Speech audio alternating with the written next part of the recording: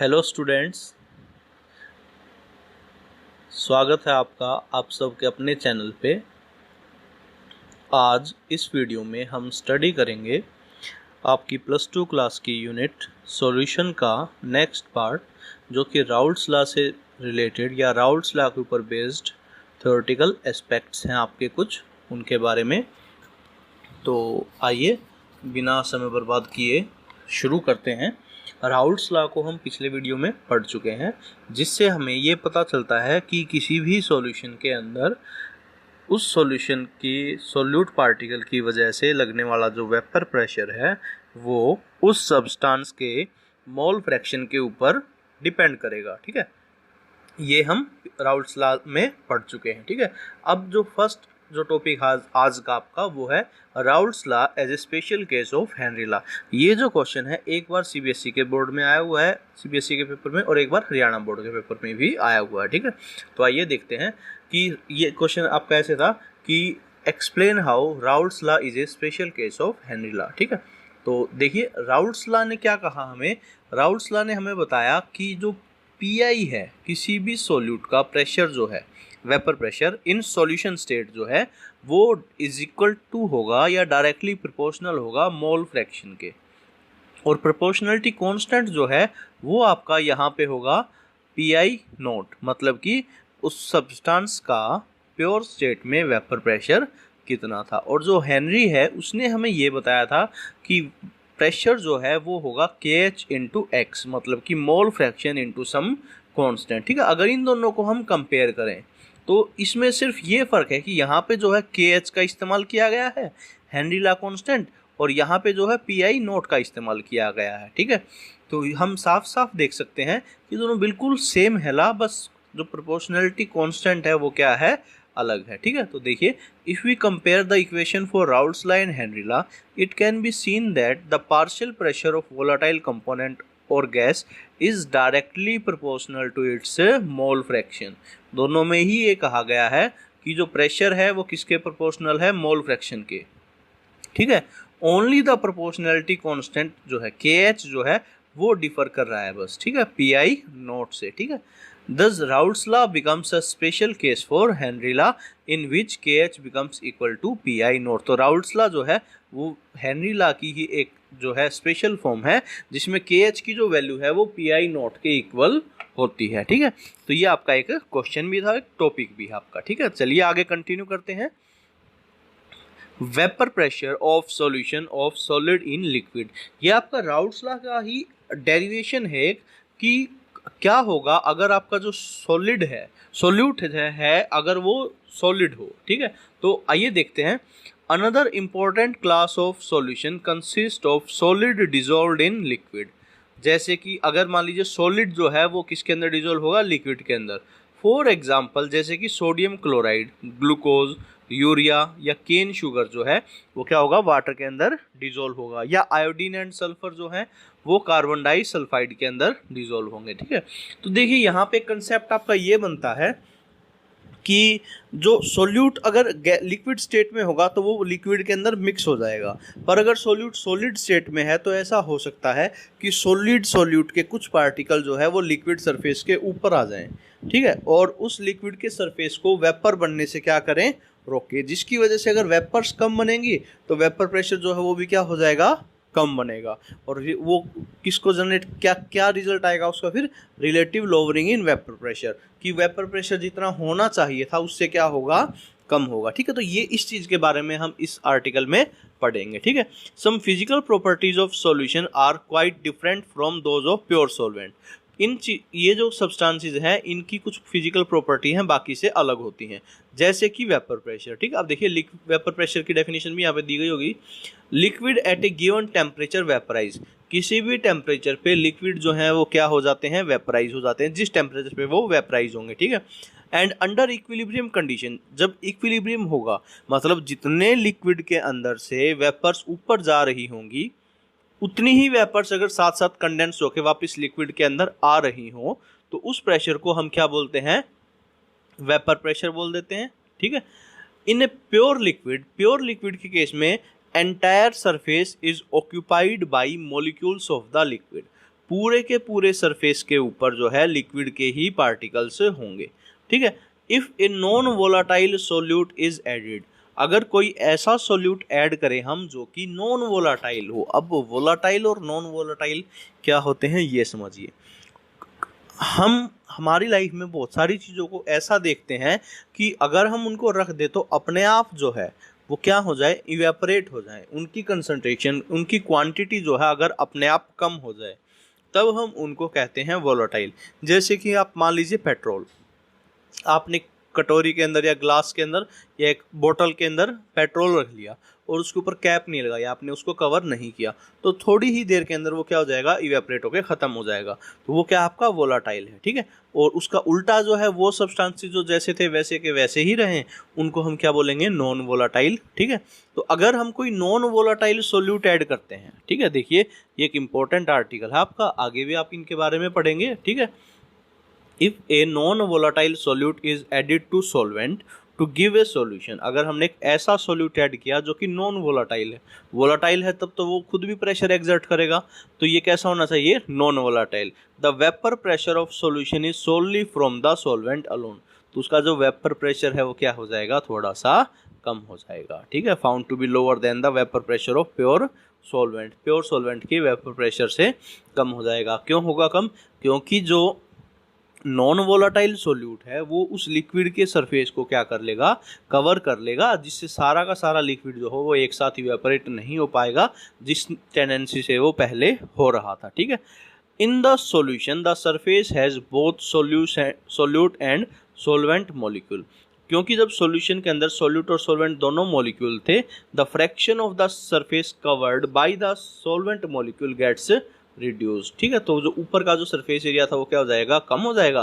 Consequently the number of solvent molecule escaping from the surface is correspondingly reduced, जिसकी वजह से क्या हो जाएगा, जो मॉलिक्यूल सरफेस को छोड़ के बाहर जा रहे थे, जो कंट्रीब्यूट कर रहे थे वेपर प्रेशर को बनाने में, वो क्या हो जाएंगे, कम हो जाएंगे, और वेपर प्रेशर भी क्या हो जाएगा, कम हो जाएगा। अब आप इस बात को समझ लीजिए, दिमाग में बिठा लीजिए कि जब भी हम नॉन वोलाटाइल सोल्यूट ऐड करेंगे तो वेपर प्रेशर कम हो जाएगा। फिर से मैं बोल रहा हूँ, जब भी हम नॉन वोलाटाइल सोल्यूट ऐड करेंगे वेपर प्रेशर कम हो जाएगा।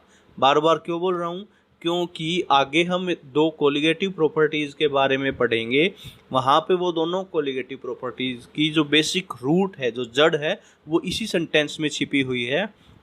क्या, फिर से बोल रहा हूँ, ध्यान से सुन लीजिएगा कि जब भी हम कोई नॉन वोलाटाइल सोल्यूट ऐड करेंगे तो वेपर प्रेशर कम हो जाएगा, ठीक है। क्यों हो जाएगा वो मैंने अभी अभी आपको बताया, ठीक है।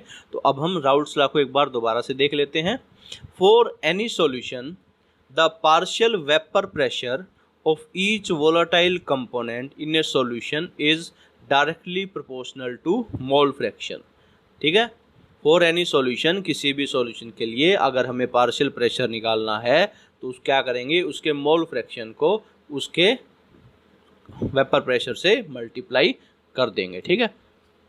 जनरल रिजल्ट जो है वो आपका यहाँ पे है, आप देख सकते हैं, Pi is directly proportional to x1। अगर हमने 1 जो है वो सॉल्वेंट के लिए यूज़ किया और 2 जो है वो सोल्यूट के लिए यूज़ किया, ठीक है। The proportionality constant is equal to vapour pressure of pure solvent, जो प्रोपोर्शनलिटी कांस्टेंट है वो वेपर प्रेशर के प्योर सॉल्वेंट के वेपर प्रेशर के इक्वल होगा, ठीक है। इसका जो ग्राफ है वो कैसा होगा, लीनियर होगा, जो कि मैं आपको पिछले वीडियो में बता चुका हूँ, बोर्ड पे जो मैंने ग्राफ आपका बनाया था, ठीक है। आगे भी मैं अभी आपको दिखाऊंगा, ठीक है। उसके बाद हम बात करते हैं ideal and non ideal solution की। देखिए ये जो वीडियो है आज हम डिस्कस कर रहे हैं, ये आप सबके लिए जो है बहुत ज़्यादा इंपॉर्टेंट है, कॉम्पिटिटिव पॉइंट ऑफ व्यू से भी और आपके बोर्ड के एग्जाम पॉइंट ऑफ व्यू से भी। इसमें हम छोटे छोटे बहुत सारे आर्टिकल्स को कवर कर रहे हैं, ठीक है। देखिए आगे, ideal and non ideal solution.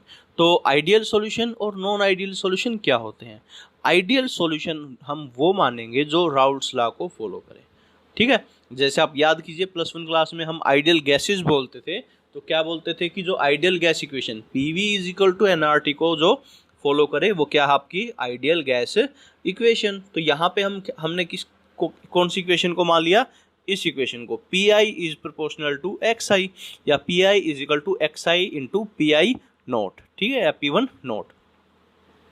तो हम क्या कह सकते हैं कि कोई भी सब्सटेंस जो है वो आइडियल सॉल्यूशन बनाएगा या नहीं बनाएगा, वो डिपेंड करेगा इन कंडीशंस के ऊपर, ठीक है। तो देखिए, the solutions which obey Raoult's law over entire range of concentration are known as ideal solution। वो सब्सटेंसेस जो राउल्ट्स लॉ को फॉलो करते हैं हर कंसंट्रेशन पे, वो क्या कहलाएंगे? Ideal solution. The ideal solution have two other important properties. Ideal solution की दो प्रॉपर्टीज और भी हैं, कौन कौन सी? देखिए, first property, the enthalpy of mixing of pure components to form a solution is zero. जब भी हम इन दो सब्सटेंसेस को मिलाएंगे सॉल्यूशन बनाने के लिए, तो वहाँ पे जो एंथैल्पी चेंज है वो क्या होगा? जीरो। किसी तरह की हीट एंथैल्पी जो है वो ना तो इवॉल्व होगी और ना ही एब्जॉर्ब होगी, ठीक है। दूसरा जो है वॉल्यूम चेंज जो है वो भी कितना होगा? जीरो। जैसे मान लीजिए 5 मिलीग्राम नाइट्रिक एसिड को आप 5 मिलीग्राम वाटर के अंदर अगर मिक्स करें, तो टोटल जो सॉल्यूशन बनेगा वो 10 मिलीग्राम बनेगा। किसी तरह की वॉल्यूम में कोई टोटल चेंज जो है वो देखने को नहीं मिलेगा, ठीक है। तो ये आप कंडीशंस जो है वो आप याद रखिए। फर्स्ट और सबसे इम्पोर्टेंट कंडीशन क्या है?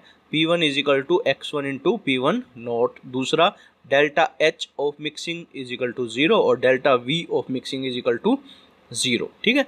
इसका मतलब किसी तरह की हीट भी नहीं निकली और किसी तरह की इंथैल्पी में भी किसी तरह की वॉल्यूम में भी कोई चेंज नहीं रहा, ठीक है। अब देखिए ऐसा क्यों होता है, उसके लिए हम एक्सप्लेनेशन देखते हैं, ठीक है, कि ये कुछ सब्सटेंसेस जो हैं वो आइडियल बिहेवियर क्यों शो करते हैं, ठीक है। ये इंपॉर्टेंट है, फिर से कह रहा हूँ मैं, आप ध्यान दें इन चीज़ों के ऊपर, ठीक है। एट मोलिकुलर लेवल, हम मोलिकुलर लेवल पे अगर बात करें, ideal behaviour of solution can be explained by considering two component A and B. मान लीजिए दो चीज़ें हैं जिनको हम मिक्स करके क्या कर रहे हैं? सॉल्यूशन बना रहे हैं, ठीक है। एक ए है और दूसरा क्या है? बी है। इन प्योर कंपोनेंट, जब वो प्योर स्टेट में थे, the intermolecular attractive interaction will be of type A and B. उनके खुद की जो बॉन्डिंग है, देखिए ए वाला जो कंटेनर है उसके अंदर ए के बॉन्ड बने हुए होंगे ए के साथ ही, इसी तरीके से बी वाले जो हैं उसके अंदर क्या होगा? बी के बॉन्ड बने हुए होंगे बी के साथ, ठीक है। Whereas in binary solution, in addition to these two interaction, जब बाइनरी सॉल्यूशन हमारा बनेगा तो नए टाइप के बॉन्ड भी बनेंगे ए और बी के बीच, ठीक है। बाइनरी सॉल्यूशन हम क्यों बोलते हैं? क्योंकि इनके अंदर एक सॉल्यूट और एक ही सॉल्वेंट होता है, ठीक है। अब देखिए, A B type of interaction will be also present, ठीक है। अब देखिए, इफ द intermolecular attractive forces between AA and BB are nearly equal to those of AB। देखिए, अगर A के बीच के बॉन्ड की जो स्ट्रेंथ है वो और B के बॉन्ड की जो स्ट्रेंथ है वो अगर लगभग इक्वल होती है AB की बॉन्ड स्ट्रेंथ के, तब हम क्या कहेंगे? कैसा सॉल्यूशन बनेगा? हमारा आइडियल सॉल्यूशन बनेगा। और जब ये बराबर नहीं होते तो हम क्या कहेंगे? कि आइडियल सॉल्यूशन नहीं बनेगा, ठीक है। अब आगे देखिए, a perfectly ideal solution is rare. वास्तविकता में एक रियल में एक आइडियल सॉल्यूशन बनाना जो है बहुत ज़्यादा डिफिकल्ट होता है हमारे लिए, ठीक है। बहुत रेयर चांसेस हैं। जैसे कि हमने आइडियल गैसेस के लिए कहा था कि कोई भी गैस जो है वो आइडियल बिहेवियर नहीं शो करती, ठीक है। वैसे ही कोई भी सॉल्यूशन जो है वो आइडियल सॉल्यूशन नहीं आता, ठीक है। सिर्फ कुछ ही सॉल्यूशन है जो आइडियल होते हैं, जैसे कि एन हेक्सेन और एन हेप्टेन का सॉल्यूशन, या फिर ब्रोमो इथेन और क्लोरो इथेन का सॉल्यूशन, या फिर बेंजीन और टोलुइन का सॉल्यूशन, ठीक है। ये भी बस नियरली है, कंप्लीटली आइडियल नहीं है, ठीक है। अब देखिए, हम बात करते हैं नॉन आइडियल सॉल्यूशन की, कि नॉन आइडियल सॉल्यूशन क्या होते हैं, ठीक है। When A solution does not obey Raoult's law, जब कोई सॉल्यूशन जो है राउल्ट्स लॉ को फॉलो नहीं करता किसी भी रेंज में, तब हम उसको क्या कहेंगे? नॉन आइडियल सॉल्यूशन, ठीक है। अगर राउल्ट्स लॉ को फॉलो करे तो आइडियल सॉल्यूशन, और राउल्ट्स लॉ को फॉलो ना करे तो नॉन आइडियल सॉल्यूशन। देखिए, यहाँ पे दो ग्राफ आपके बने हुए हैं, ठीक है। आगे देखते हैं, इन ग्राफ को 1 मिनट के बाद मैं एक्सप्लेन करूंगा आपको।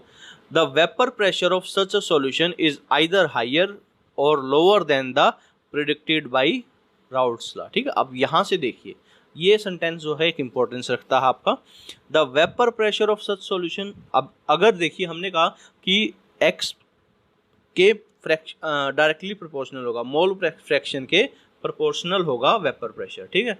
अब अगर प्रोपोर्शनल है तो आइडियल सॉल्यूशन, और अगर प्रोपोर्शनल नहीं है तो नॉन आइडियल सॉल्यूशन। और अगर प्रोपोर्शनल नहीं है तो दो चांसेस हैं कि या तो उससे कम होगा या फिर उससे ज़्यादा होगा, ठीक है। तो देखिए अब अगर हायर है, ज़्यादा है, तब तो वो होगा आपका पॉजिटिव डेविएशन, और अगर जो वेपर प्रेशर है वो कम है तब क्या होगा, वो आपका नेगेटिव डेविएशन, ठीक है। अब ये जो ग्राफ है, अब देखिए आप, ठीक है, ये जो ग्रीन लाइन है इस ग्राफ के अंदर आपकी, ये जो फर्स्ट वाला जो ग्राफ आपका, ये है आपका पॉजिटिव डेविएशन के लिए, ठीक है। देखिए ग्रीन लाइन जो है ये थी आपकी आइडियल के लिए, आइडियली आपका ऐसा होना चाहिए था, ठीक है। बट जो पर्पल लाइन है या ब्लू लाइन जो आप देख सकते हैं, ये देखिए ये जो है टोटल के लिए, ये इंडिविजुअल सेकंड सॉल्यूट के लिए, ये सॉल्वेंट के लिए, ठीक है।